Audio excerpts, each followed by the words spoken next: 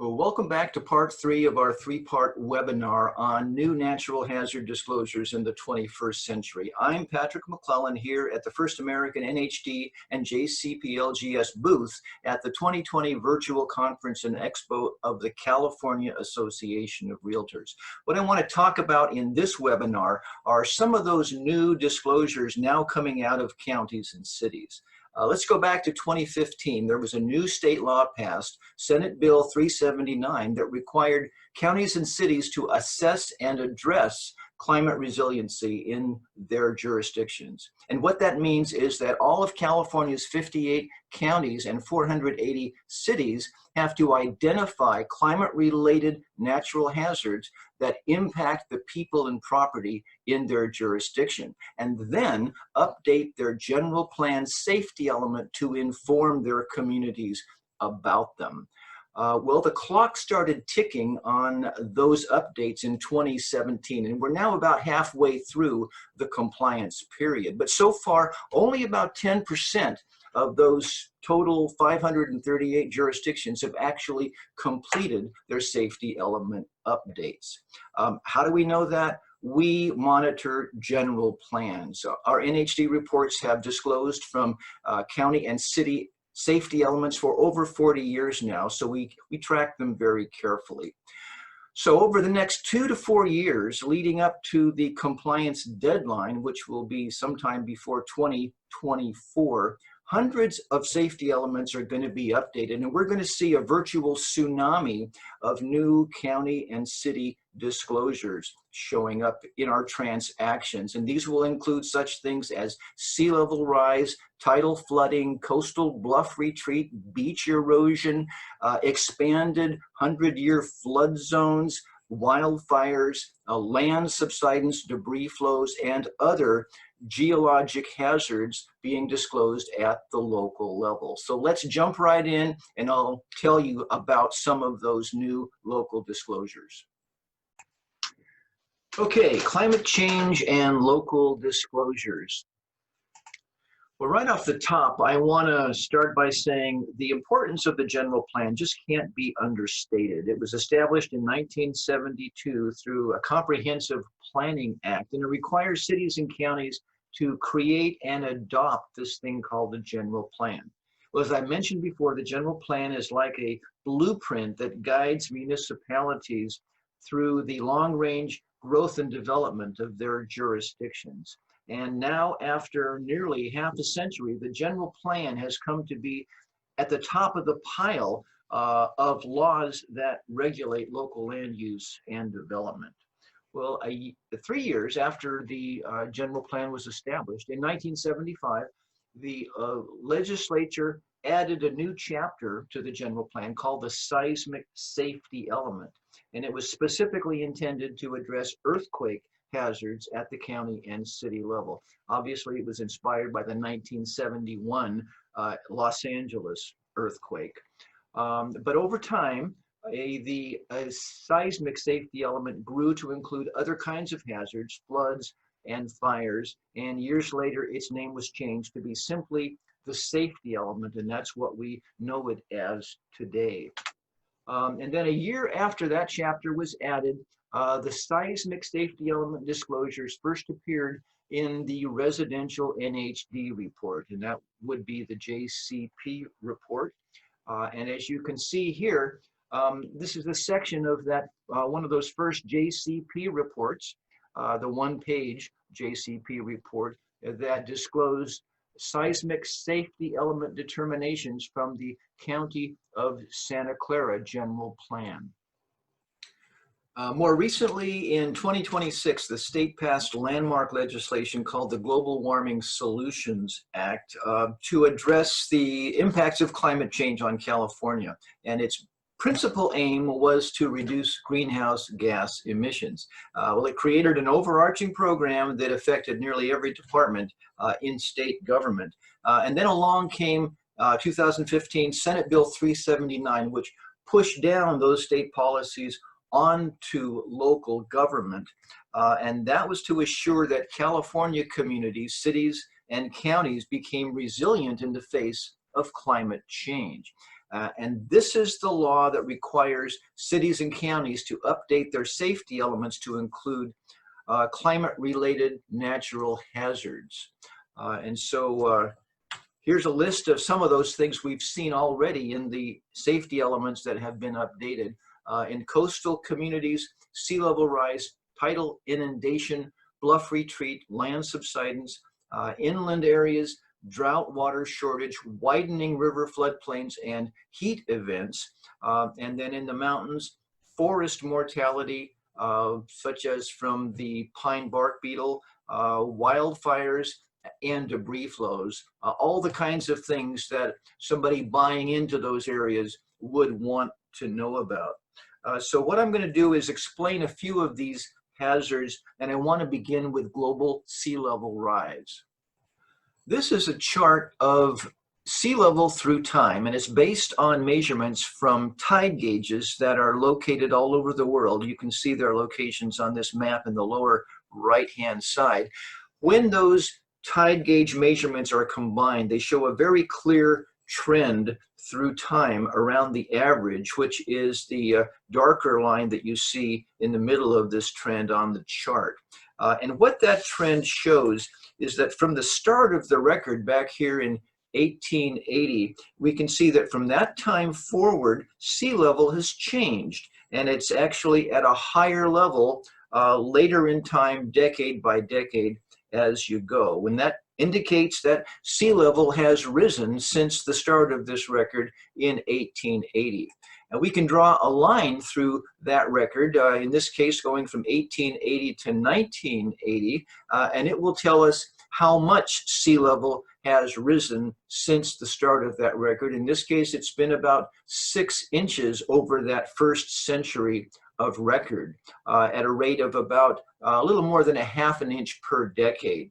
Now, when we project that line forward to 2020, what we see is something very interesting is happening to the sea level rise curve, and that is that the average is getting steeper. And what that means is that sea level is rising faster now than it did during that first century of the tide gauge record. So we can draw a line through this later part of the curve and see that the rate of sea level rise is now about 1.3 inches per decade. So it's rising now at a little bit more than twice the rate it did for that first century. So the chart overall indicates that sea level is rising, and since the 1990s, the rate of that rise has been accelerating. So this is what we call a high confidence trend. And what we mean by that first is that each successive year, those measurements from those far-flung tide gauges are all very close to each other. So it's a very tight cluster around that average. And second, the historical average is confirmed by modern satellite data, and that's the brown line that you see here. That's from satellites that were first able to record sea level beginning back in the late 1990s. And then third, this is a reproducible result. We can go to a different tide gauge that was not included in this database from any port on Earth that has measurements that go back at least a century, and they will show this very same trend. So this is a high confidence conclusion that sea level is rising. It's kind of like throwing darts. When all your darts hit inside the center ring, it means you're not throwing randomly, but you're throwing with high confidence. You're a high confident dart player, and I want you on my team. So that's how we can rely on this evidence of global sea level rise. And not only that it's rising, but that it's been accelerating since the 1990s. So we have what we could call a new normal. Global sea level is rising, and the rate of that rise is accelerating. And this is not just a theory. As I've mentioned, it's based on reproducible observational evidence from tide gauges and satellites. Many of the cities and counties that have already completed their safety element updates have recognized the impact of sea level rise on their neighborhoods. And I just want to run through a few excerpts from their safety element just so you can see what the community is being informed about. Here's one that says, along Southern California's coast, sea level will rise approximately 12 inches by 2030, 2 feet by 2050, and 5.5 feet by 2100, above the level in the year 2000. Another one says they're considering new shoreline setback requirements, limits on lot line adjustments to avoid shoreline property exposure, and or triggers for relocation or removal of existing structures. So that looks like a ban on development in some of these vulnerable shoreline areas. Another says, should dike failure occur at high tide, property could be inundated by up to 4.7 feet or a maximum water depth of about 6 feet in the lowest areas of this particular neighborhood in the city that issued this safety element. And then the last one I'll talk about, increased community vulnerability to tidal flooding and king tides, storm surges, coastal erosion, bluff retreat, and landslides. I want to talk a little more about king tides because they can cause periodic shoreline inundation.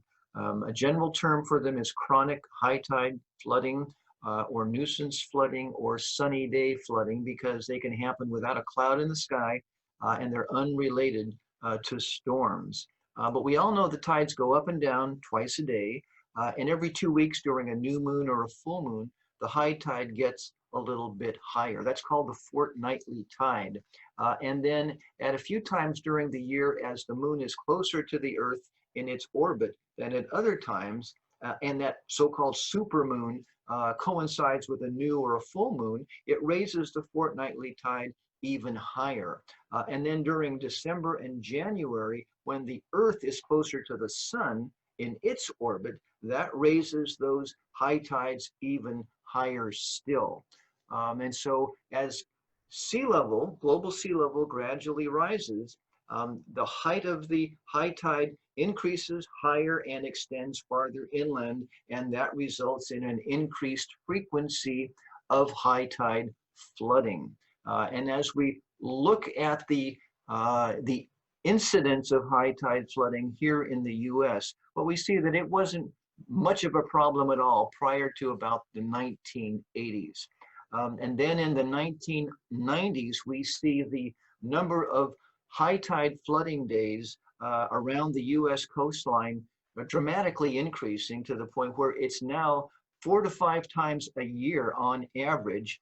In some parts of the Atlantic coast and the Gulf Coast, they see a dozen or more times a year of chronic high tide flooding. It's not nearly as bad here on the West Coast.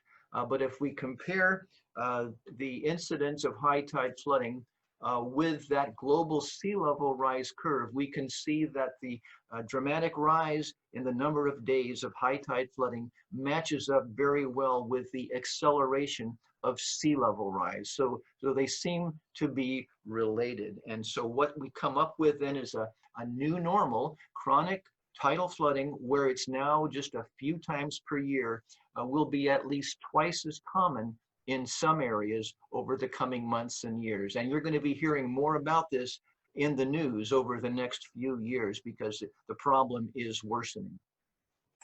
So I spoke about high tide flooding on a sunny day, but it gets worse with storm runoff from the land or storm surge from the sea. There are already some creeks that flood during a rainstorm at high tide, and sea level rise is going to cause flooding more frequently and during smaller rainfall events. But there's more.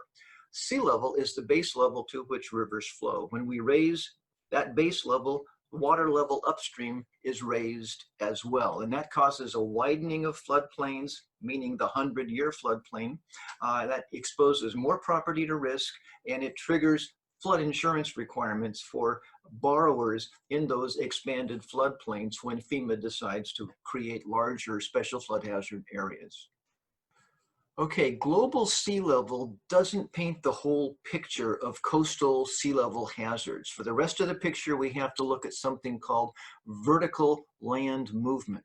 as global sea level rises, local land level also changes. And on average, around the US coastline, the land level is gradually sinking, not very fast, about 1/3 of an inch per decade, faster in some areas, slower in other areas. But that process is called ground subsidence. We build our metropolitan coastal areas on sediment basins, and the sediment layers within those basins gradually compact, and the land level gradually sinks above them. And so in order to know the complete picture of coastal sea level change, we have to add the amount of global sea level rise to that local ground subsidence. And when we do, we can sometimes see that the overall picture, the local or relative amount of sea level change can be as much as double what global sea level alone would indicate. And until recently, we haven't had a very good idea of where around our coastlines the land is rising or sinking until just 2 months ago with a paper published in the journal Science Advances. It provided the first continual survey of the California coastline from satellites showing where the land is rising and sinking. And in this picture, those yellow areas, that's where the land is sinking the fastest. And there are 5 general areas where that rapid land subsidence is happening: San Francisco, Monterey, Santa Maria Basin, Ventura, Oxnard Plain, and San Diego. Now I want to focus on just 2 of those areas, San Diego and the San Francisco Bay Area. Here in San Diego on this map down at the bottom of the screen, you'll see most of the area is this dark blue color. Well, on that scale to the right, you see that dark blue means the land is sinking at a rate of about 2.5 millimeters per year. Well, over the course of a decade, that's about 1 inch. So you see about 1 inch per decade of land subsidence in San Diego, and about the same in much of the San Francisco Bay Area, along the peninsula, Marin County, and much of the East Bay Plain as well. And so when you add that 1 inch per decade of land subsidence to about 1.3 inches per decade of global sea level rise, you see that that can amount to some pretty significant overall local or relative sea level change. So another new normal, local or relative sea level is rising faster than the global average because coasts are slowly sinking. And again, this is not just theory, this is based on direct observations from years of repeated satellite surveys along the California coast. Okay, you're probably asking some questions right about now. Maybe, why should I care? Sea level rise is a coastal problem, and I live in the San Joaquin Valley or Big Bear or Tahoe, and it's not going to affect me. Well, the question you should be asking is, why is global sea level rising? And there are 2 parts to that answer. First part is that as water warms, it expands. The water molecules sit farther apart and they take up more space. Well, the top layer of the ocean is warming, and that seawater is expanding as well. So it takes up more volume, and as it does, sea level rises. The second part of the answer is land ice is melting now faster than ever. Glaciers, ice sheets, polar ice caps like Antarctica or Greenland, all melting faster than ever. They're losing mass faster than snow is adding back to those ice sheets. And so when that happens, the meltwater flows into the ocean, fills the ocean basins a little bit more, and sea level rises because of that additional water. So the main causes of sea level rise are thermal expansion of seawater and melting land ice. Well, the next question is, why are the seas warming and land ice melting? Well, here are a few clues. The January through June period of 2020 was the second warmest in the 141-year climate record, and most of that warming has occurred in the last 4 decades. 9 of the 10 warmest Junes have occurred in the last 10 years, and 19 of the 20 warmest years have all occurred in the last 19 years. And breaking news, 6 weeks ago at the start of the extreme heat event that launched our current wildfire disaster, California set a world record for the highest temperature on Earth of 130 degrees down at Death Valley. But there's more. Global temperature has a trend that probably has a fundamental cause, and that trend is that since 1880, average global temperature has risen a little bit more than 1 degree Celsius, and that's about 2 degrees Fahrenheit. And most of that warming, 2/3, has occurred since the 1970s. As you can see on the right side of that chart, it's increased since then in a linear, straight line fashion, and it shows no hint of slowing down or reversing the trend. So the next question might be, is that just a normal fluctuation in climate?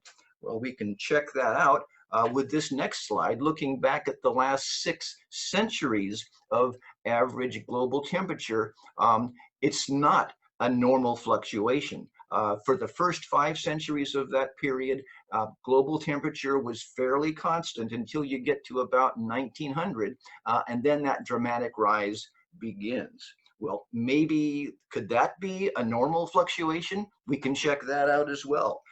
When we look at the past 1700 years, we see that there has not been such a rapid and large increase in global temperature like the one that we've seen within the last 140 years. So the conclusion is that Earth's air, land, and sea have warmed dramatically in the last century, and especially within just the last 40 years. And that's the basis for California's Global Warming Solutions Act of 2006.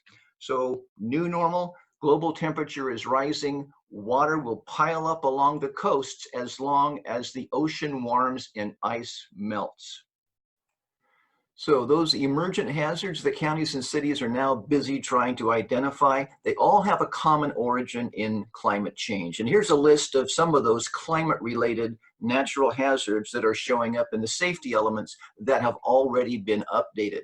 Rising sea level, increasing coastal and upstream flood risk, chronic tidal flooding, more frequent high tide flooding, coastal erosion, beach loss, bluff retreat, and landslides, bigger FEMA floodplains, river levels rise and the FEMA special flood hazard areas expand, weather extremes, droughts, heat events, tree mortality, thunderstorms and lightning, water insecurity, less winter and spring rainfall, earlier snowmelt, hotter and drier summers, reduced soil moisture, later autumn rainfall, declining surface water and depleted groundwater supplies, land subsidence related to groundwater overdraft, which increases flood risk, and wildfires, larger, more frequent, more intense, just like happening right now, and debris flows, especially mud flows washed down from hillsides burned by those wildfires. So that law, SB 379, has now made these natural hazards impossible to ignore. And the new disclosures are now multiplying as the safety element updates are happening. It's important to remember those safety elements often describe specific neighborhoods that will be impacted by these hazards, policies to protect the public and property from those hazards, and they specify how development shall be regulated in those hazard zones.